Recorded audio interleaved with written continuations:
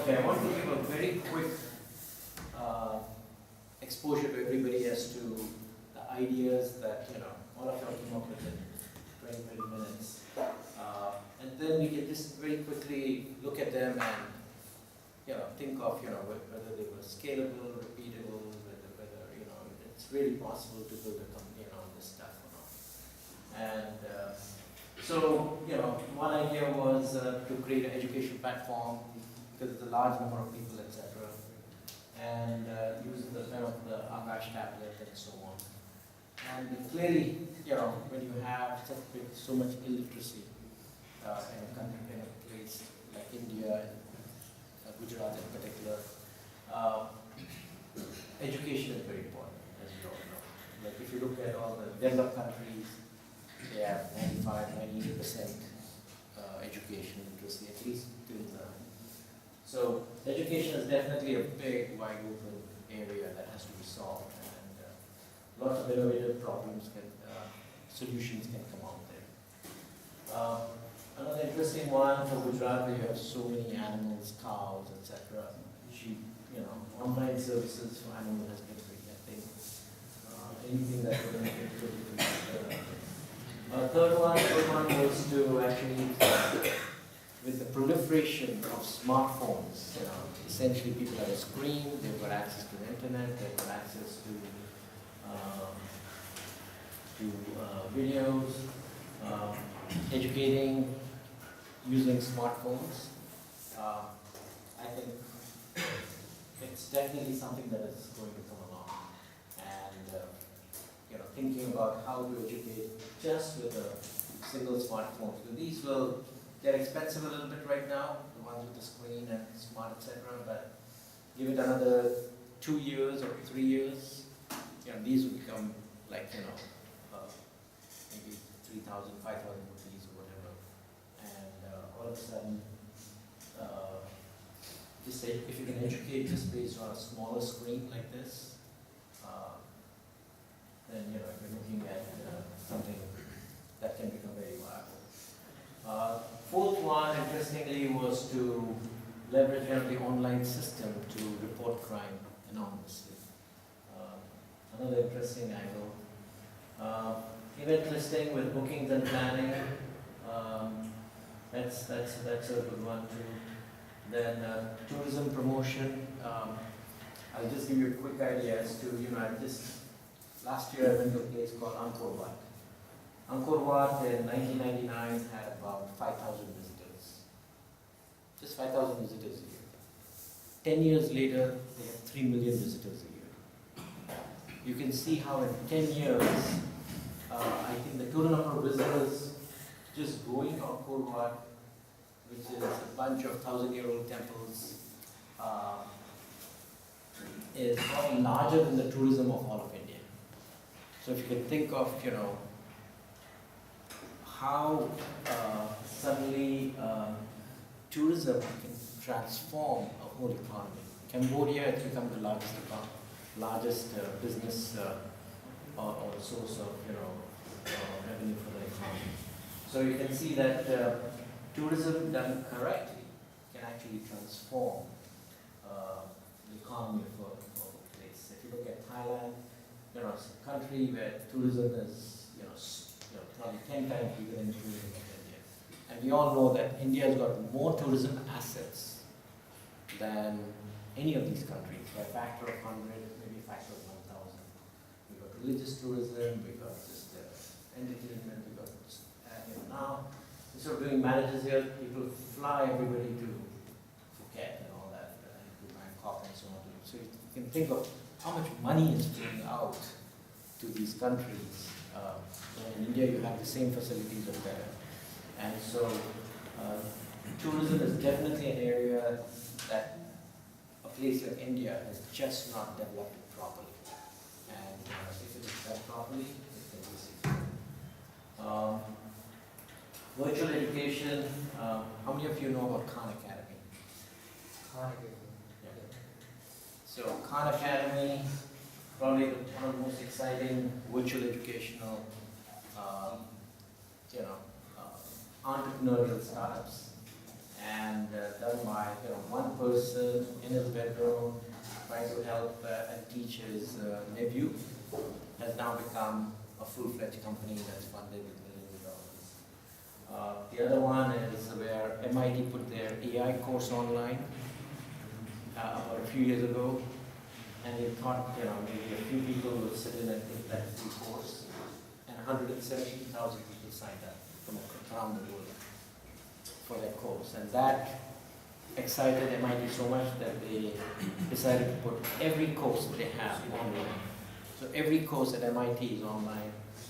Without even being registered into MIT, you can take an MIT course and you can do your whole bachelor's degree at MIT with MIT courses without even spending a single tuition or whatever.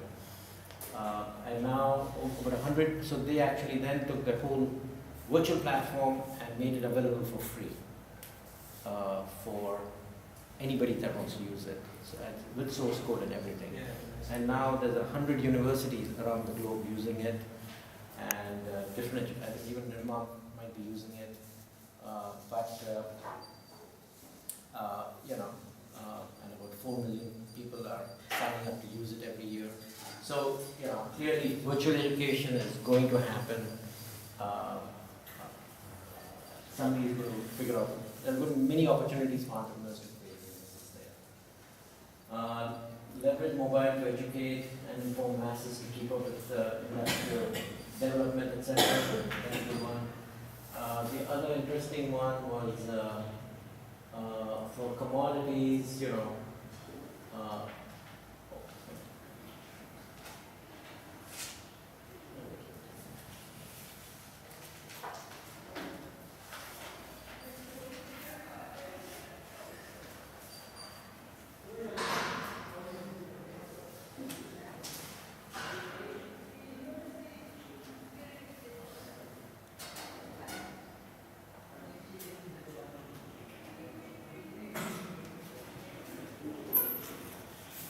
in a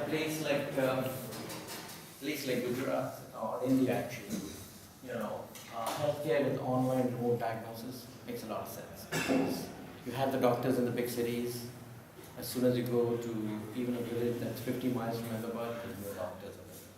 And the online healthcare, online remote diagnosis makes sense. Number 11 was interesting, which is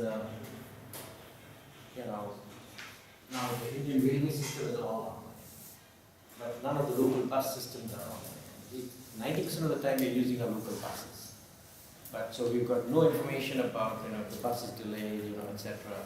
While anything that will provide information about transportation back and forth locally, etc. And that can be crowdsourced, because everybody's got phones, and if the bus is delayed, you can put a little application that everybody who's a commuter of that system will immediately upload and say, this particular bus is delayed, and you can have an app that automatically provides information. Now you can see how crowdsourced local bus information or transportation system can become definitely a very scalable. Another good one is place like in India and Hyderabad, etc. All these Indian towns are flooded with mom and pop stores, small stores, right? And quite a few of them have got specialties that they're very good at, and nobody knows where to find them except through word of mouth. And so I would say that the inefficiency in the market is enormous in terms of the viability of these small stores to sell their products at a good price, at a good profit everywhere. So tremendous opportunity with Google Maps, which supports crowdsourcing of information, to go ahead and get as much information as possible about your entire neighborhood and all the stores and everything onto Google Maps, and then provide ways to monetize it. Online Genmark. Who came up with this? Yeah, what is your idea? Genmark is a bus service which runs in Ahmedabad. Yeah, So similar to the transportation. somebody came up with a security wallet based on call phone idea. Yeah. Yes. What do you think here? So like means online user ID and passwords can be hacked or breaking. Right. So like similar to our SIM card, we can have some pen drive like a thing like number or something like that. So you can insert it in any device. You can have it recharged for like 10,000 rupees, and you can just directly purchase anything online with the help of that. So whenever you want to use your money, you require that physical things. That cannot be like stolen or anything. I think it's definitely something to be explored and thought through completely, because it looks like such a good idea that why has nobody else done it. So, so you need to think through it. Another good one was street food info. In fact, if you look at most Indian cities, you know, the best food is some pani puri wala or bel puri wala or mithai wala. You know, that you know only locals know about it. A few, that too, maybe 1% of the people know about it. But because they don't have a standard place, they don't have a standard location. You know, they might be moving from place to place. With online, you know, that kind of very interesting. And then the other one was, you know, clothes recommendations for festivals and cultural events and so on. Again, these are, a lot of people spend money on these clothes for Navratri and all of these things, but you don't know where the latest fashions are, what the latest stuff is, where it is. So again, informational kind of stuff.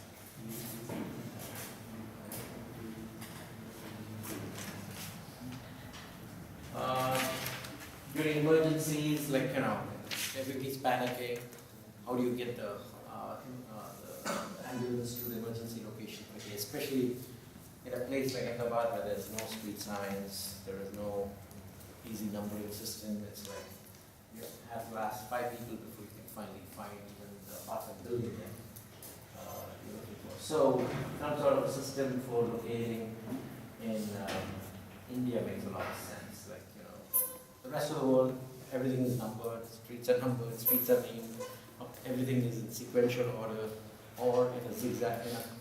But in India, like, for whatever reason, we've never come up with a postal address system that, but it still works because obviously the mail gets there, but and the people find you. But clearly, there's a need to make it a lot more.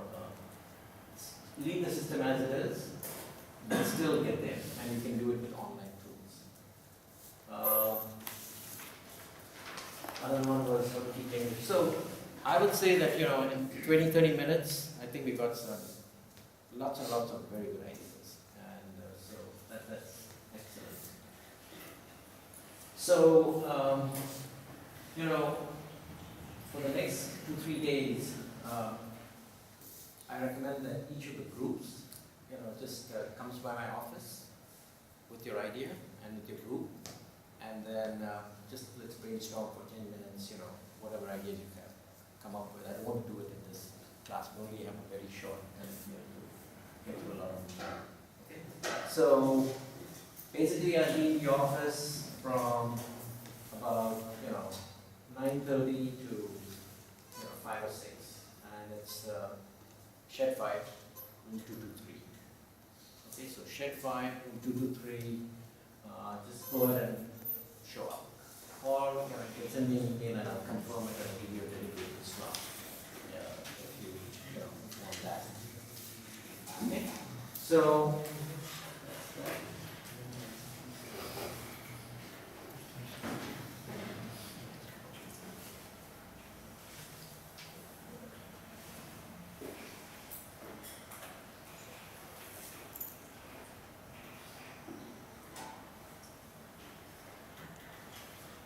Okay, so this week we start chapter 2.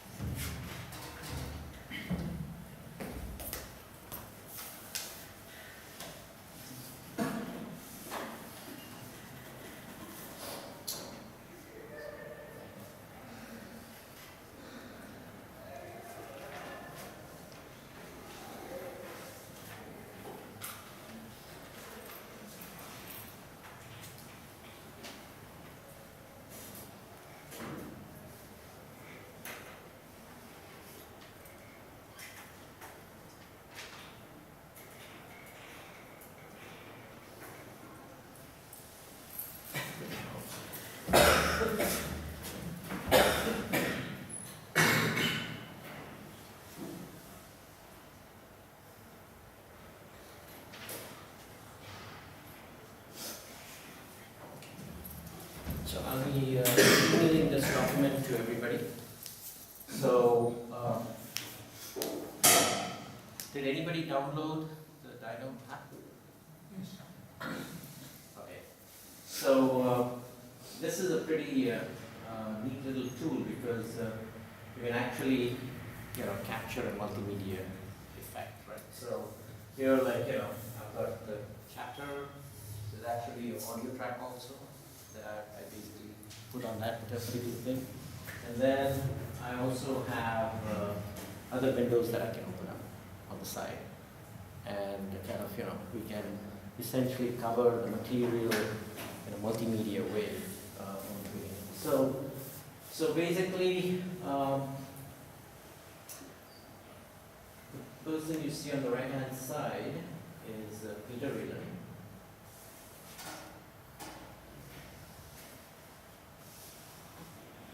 Okay, so that's Peter Whelan. He was the Chief Technology Officer for a company called Webvan. He was the founder, co-founder, and he